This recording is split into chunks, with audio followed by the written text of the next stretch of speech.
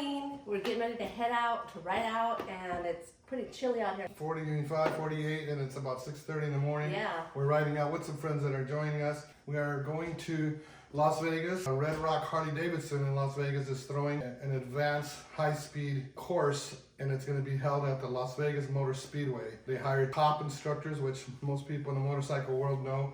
Nick Ienatsch, which is the head of Champ School, and also the head of the Yamaha Champions Riding School, and Kyle Wyman. Everyone knows Kyle Wyman. He is a Harley Davidson factory racer.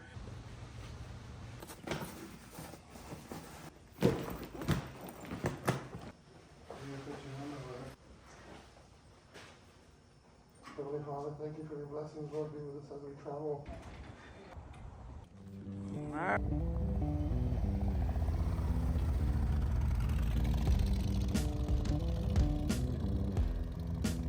Hi, we're here at Pegasus now. We travel like 2 hours. Real windy. This is a great 50s type of diner, about an hour north of Barstow, right off the 15 freeway on the way to Vegas. If you're ever here, you gotta check it out. Yeah, it's real cool.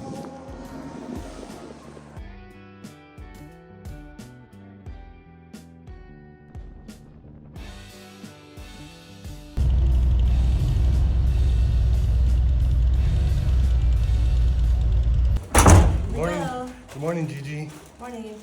We're We're excited to go to finally the day we've been waiting for, track day, to go meet Kyle Wyman and Nick Ienatsch. It's cold right today in Vegas. It's like 35 degrees, but it'll warm up, and we're just totally excited about practicing and what we're gonna learn today on a real track.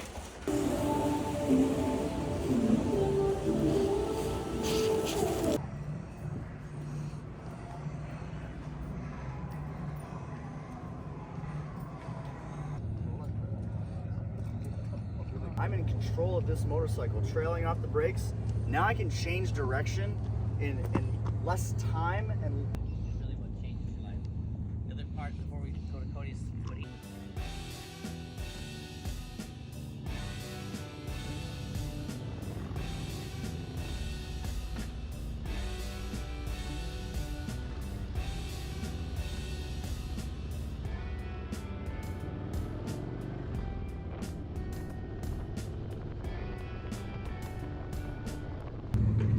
it's the personality type where we get impatient and eager, right?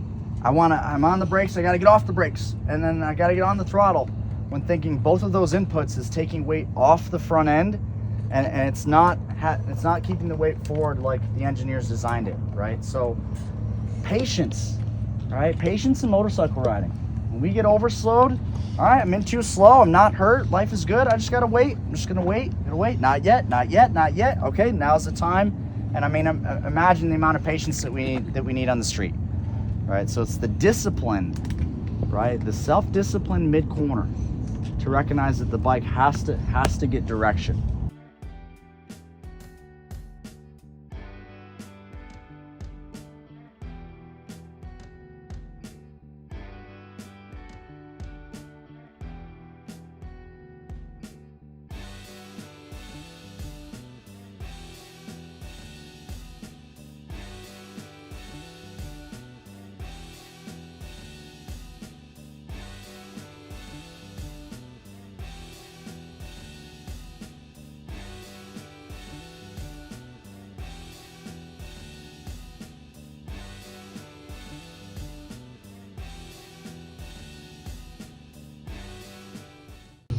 The other option is stay with the brake lever. When you stay with the brake lever into the corner, what does your radius do?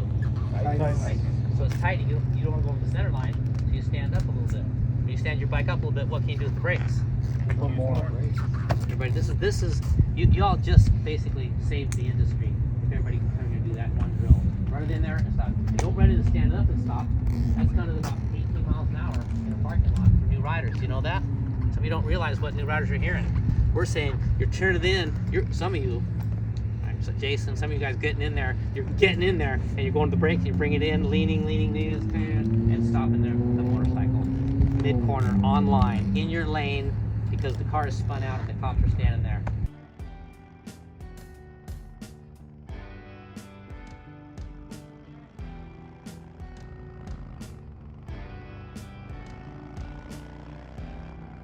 Chris. In order for me to truly accelerate, get the thing raw to wide open throttle, what would this tire need to do? Straight up. Needs to straighten up, right? So before we have any acceleration out here on the racetrack or out on our favorite street ride, two things need to happen. One, we need to see our corner exit, right? On a racetrack, you're looking for kind of straight lines off the corner because straight lines mean you can safely accelerate. Street ride, you're looking for your lane to open up. It's tightening, starts unwinding.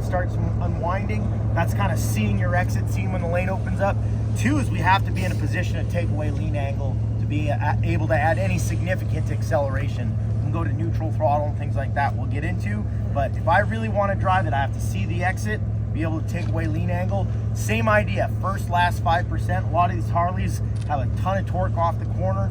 It is that idea. If you are sneaking that throttle open, the fork will start to extend as we accelerate. The shock starts to collapse. Once the shocks collapse, the load goes in the tire. The tire contact patch stretches out.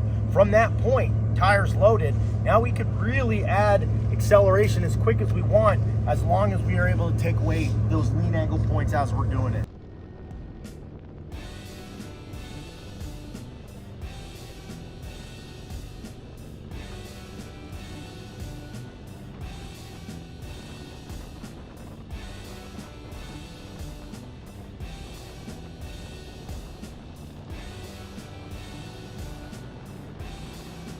If I can lean my inside, my upper body to the inside a little bit as a function of taking away some lean angle, I've now minimized the risk. And I can carry the same radius with less risk because the center of mass still remains low.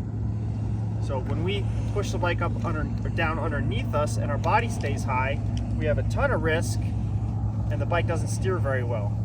We can get our body to the inside and the bike more upright and carry the same lean angle.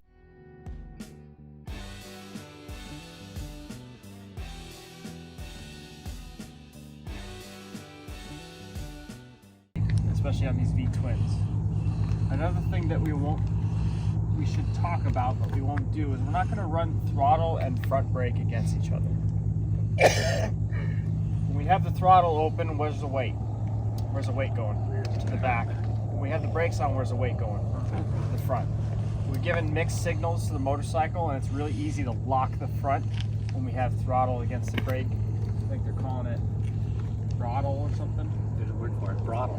Throttle. People teaching it. So y'all that are in the motorcycle industry, and people are teaching front brake against the throttle, and people are dying because of it, because the bike just doesn't steer. So this is what's frustrating to us, all of us. So understanding Rear Kyle's brake against the throttle. rear brake. is okay. You're only affecting one end of the motorcycle. For certain applications, I know that some people do some stuff, especially in the police stuff, a little bit of throttle and rear brake. Yeah, it's slow speed, Right. tight U-turns, a little throttle clutch, rear brake. Right. Never front. But Against throttle and the- front brake against each other is, you're kind of asking for trouble. Drama. So Drama. just to clarify some things, and seriously, you can stop us at any moment and say, hey, I heard this. Talk about this. Okay, so we're here for you. So if you have any questions, please interrupt Nick. Yeah. pretty good group task. We have instructors at a pretty high level for those reasons. Damo, have you heard about throttle? Have you heard about this throttle against brakes being taught? Yeah. Great stuff. Yeah, it's insanity. It's crazy, guys. So we want to get that throttle shut to the brake lever, brakes off, back to the throttle. Will they almost overlap? Almost. Would you like to almost crash and not crash?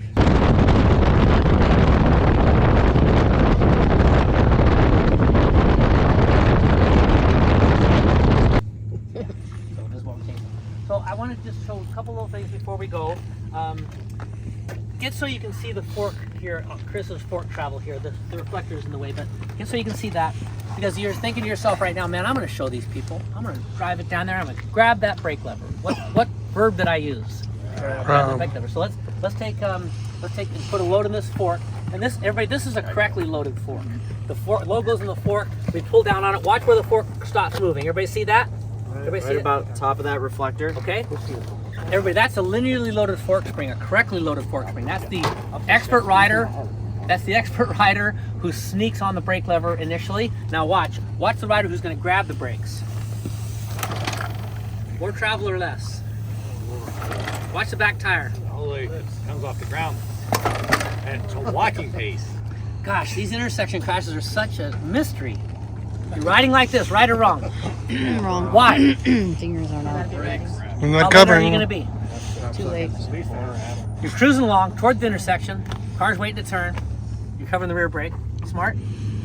Not a bad idea, but it's not gonna stop you. We already showed that. Car turns. 40 feet later, if you're going 60, you get to the brake lever. Do you think you're gonna grab the brake lever at that point? You're gonna stab it for all you're worth because you're so late. You're 44 feet closer to the car that turned. Everybody, so you grab it for all you're worth. And Steve Ritchie, in these, when you look at these accidents, talk to us what you see. We would look at evidence on the roadway. We would see no skid marks, no ABS marks, nothing in the roadway. I can tell you the rider was riding like this. Because by the time they got off the throttle, got to the brake lever, bam, they hit the car. In a half second, that left turner in the middle. Was that half a second or 30 to 40 feet? Right? They hit the car before they ever got the brakes on. So, everybody, we're gonna slow down in town. We're gonna slow down in town. People can see you longer when you're going slower. You can stop your bike better.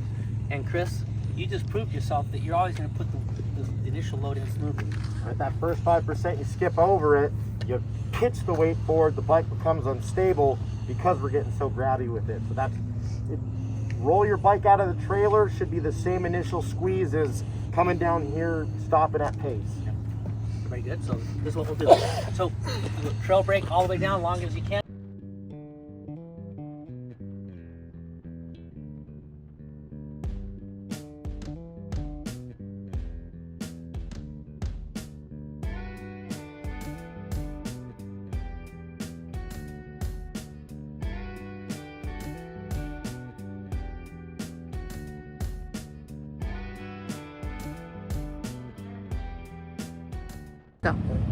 Kyle, if you had one thing to tell a rider, maybe a seasoned rider, someone who's been riding for a long time, or a new rider, what would that be?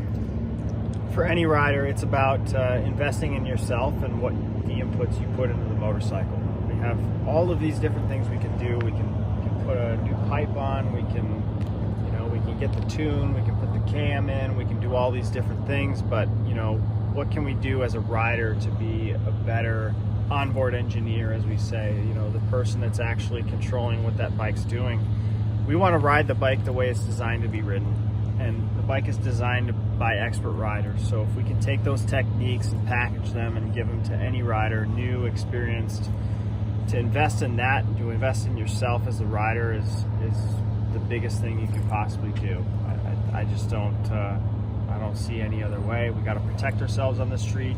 We want to enjoy ourselves as well. So, how do we have full fulfillment in this sport? We ride these bikes the way they're designed. Yeah. And you're already, we're only a couple hours into this, and Yeah. What would you say? Oh man, we're learning so much at Champ School. If you have never taken a high-speed course, I highly recommend Champ School, especially Champ Street for us that ride the baggers, the big bikes. Champ Street is just excellent. You come in your own clothes, your own gear, and your own bike. So thanks a lot, Kyle. I really appreciate Thank you all the for coming training out. today. All right, Absolutely. thank you. Hey guys, we're so excited. We just got back from Las Vegas, taking the Champ Street course from Champ School, also known as the Yamaha Champions Riding School. It was held at the Las Vegas Motor Speedway on their road course. It was just so incredible to be able to be taught by Kyle Wyman, Cody Wyman, Chris Pine, and of course the head of Champ School, Nick Ienatsch. Some people say, well, this is a question they ask Champ School and Kyle and those guys, why should I practice on a racetrack if I'm not a racer? Well, actually it's very important, and there's so much we can learn by practicing on a racetrack. There's things that they say that they teach the racers, that everything they actually teach a racer applies to us, just in different degrees, but practicing on a racetrack also, you don't have blind curves like you do in twisty roads. You can see through the corner. You're safe. If anything happens to you, everyone stops and comes to your aid. There's an ambulance there if you need it. Yeah. But we've been, me personally, riding the twisty roads, I know that I lack some skill of body positioning. They taught me that. So that's what I took away from Champ School. Gigi, what did you take away from Champ School? Well, of course, I loved it all. It was very fun. We had a good time with these guys. But one thing that stuck in my head, and I practiced it coming home today, is always covering that front brake and being ready for an emergency brake, emergency braking, or trail braking while we're on the twisty roads. That's great. So we certainly recommend Champ School to you if they're ever in your area, and they go all over the U.S. You know, we've took this course twice, and we plan to do it again this year.